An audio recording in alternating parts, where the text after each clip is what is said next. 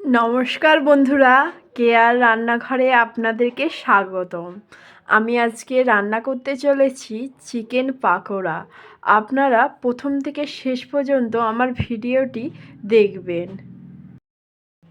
প্রথমে চিকেনটা ম্যারিনেট করে নেব। এখানে আমি 400 গ্রাম বোনলেস চিকেন নিয়েছি।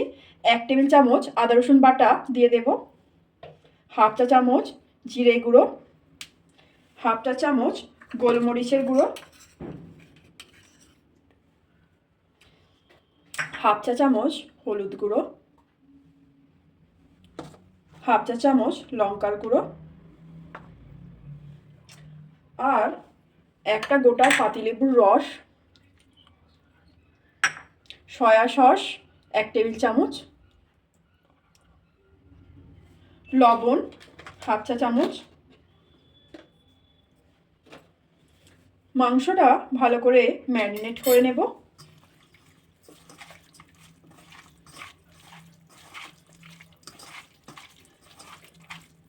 চিকেনটা ম্যারিনেট হয়ে গেছে ভালো করে। চিকেনটা 30 মিনিট ঢাকা দিয়ে রেস্টে রাখবো। বাঁধাকপি প্রথমে সমস্ত মশলা দিয়ে বাঁধাকপিটা ভালো করে মাখিয়ে নেব।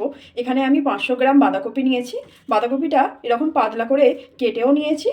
200 গ্রাম পেঁয়াজ দিয়ে দেব,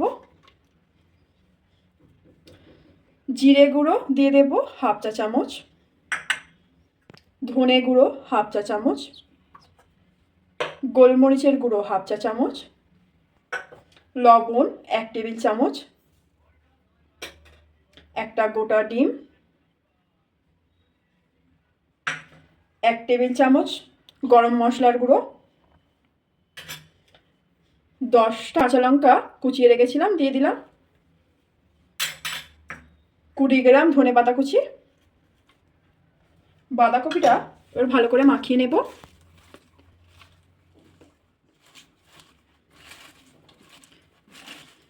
বেশি চিপে চিপে মাখবো না, বেশি চিপে চিপে মাখলে বাঁধাকপির জল বেরিয়ে যাবে। সব কিছু মশলা দিয়ে মাখানো যাবে, এরকমভাবে একটা মাখবো।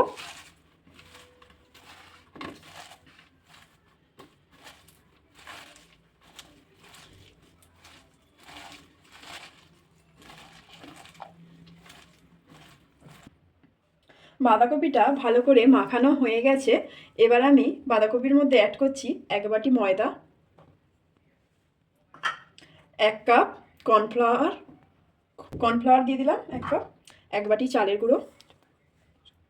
এবার বাঁধাকপিটা ভালো করে মাখিয়ে নেব।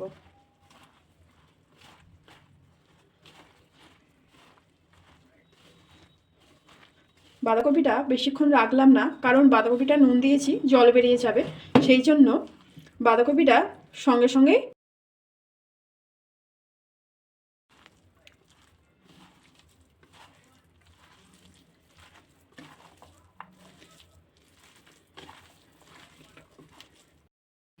বাঁধাকপিটা ভালো করে মাখানো হয়ে গেছে। বাঁধাকপিটা আমি এমনভাবে মাখিয়েছি বাঁধাকপিটা যে হাতে করে গোল মাখানো যাবে, এইরকমভাবে আমি বাঁধাকপিটা মাখিয়েছি। আপনারা যখন এইভাবে করবেন, যদি মনে হয় মাখাতে মাখাতে নরম হয়ে গেছে, আপনারা একটু ময়দা বা একটু কর্নফ্লাওয়ার দিয়ে মাখিয়ে নেবেন। আর যদি মনে হয় শক্ত হয়ে গেছে, তাহলে অল্প অল্প করে একটু জলের ছিটা দেবেন, যাতে। এবার আমি চিকেনটা দিয়ে বাঁধাকপিটা গোল তৈরি করে নেব হাতের সাহায্যে। এখানে আমি 2টো হাত ব্যবহার করব। 2 হাতের সাহায্যে এবার করে নেব, এরকম করে মিলে দেব। এবার এর মধ্যে চিকেনটা অ্যাড করছি। চিকেনটা দিয়ে সব কিছু ভালো করে মুড়ে নেব গোল করে।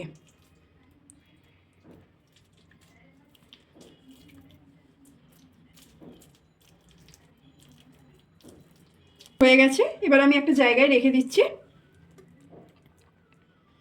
এইভাবে বাকিগুলোও করে নেব।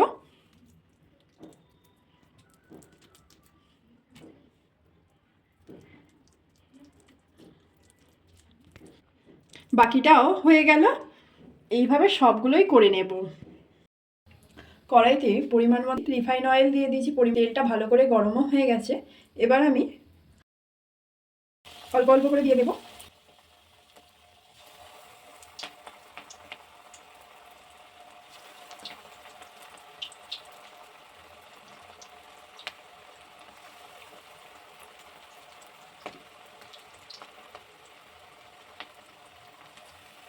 অল্প অল্প করে দিয়ে দিলাম।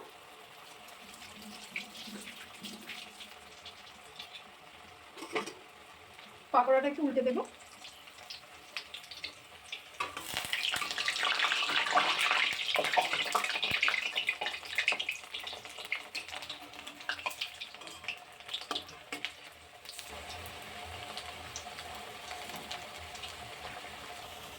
এই সময় গ্যাসের ফ্লেম লোতে রাখবেন। লোতে রাখলে খুব সুন্দরভাবে ভেতরটায় ভাজা হবে। আর যদি হাই ফ্লেমে রাখেন তাহলে ভেতরটা কাঁচা হয়ে থাকবে আর খেতে অতটা ভালো হবে না। যদি গ্যাসের ফ্লেমটা লোতে রাখেন ভেতরটাও খুব সুন্দরভাবে ভাজা হবে আর খেতেও টেস্টটা আরও বেশি ভালো আসবে। পকোড়াটা ভালো করে ভাজা হয়ে গেছে, এবার আমি তুলে নেব। তুলে একটা জায়গায় রাখবো।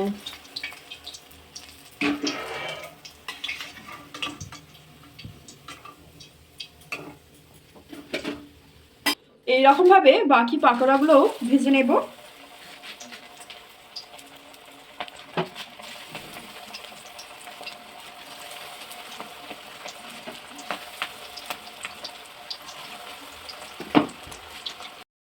এইভাবে বাকি পকোড়াগুলো ভাজা হয়ে গেল, এবার আমি একটা জায়গায় রেখে দেব। Chicken pakora complete. আমার রেসিপিটি কেমন হয়েছে আপনারা কমেন্ট করতে ভুলবেন না। নমস্কার।